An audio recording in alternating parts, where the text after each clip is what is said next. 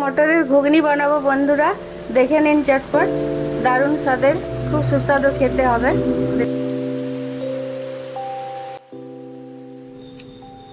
কড়াই গরম হয়ে গেছে, তেল দিলাম, জিরে দিলাম, গোটা জিরে, তেজপাতা একটা,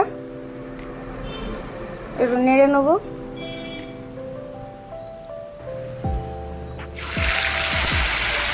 এটা আদা বাটা, আদা রসুন একসাথে বেটে নিচ্ছি জিরে ধনে দিয়ে। এটা একটু কষিয়ে নেব। হলুদ গুঁড়ো দিলাম, স্বাদ মতো লবণ দিলাম, একটু নাড়িয়ে নেব।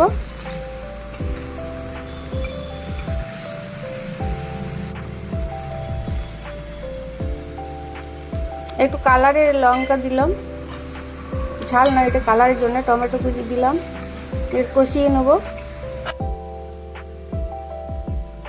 আলু দিলাম, থেতো করে হাতে ভেঙে নিয়েছি বন্ধুরা, ওতে ঘুগনিটা স্বাদ আসে, ভালো হয়। মটর সিদ্ধ করে রেখেছিলাম, দিয়ে দিলাম। একটু কষিয়ে নেব হালকা করে। এটা রুটি দিয়ে খেতে খুব সুন্দর লাগে, রুটি পরোটা দিয়ে যে যেমন খেতে পারেন। দুটো কাঁচা চিরা লঙ্কা দিলাম।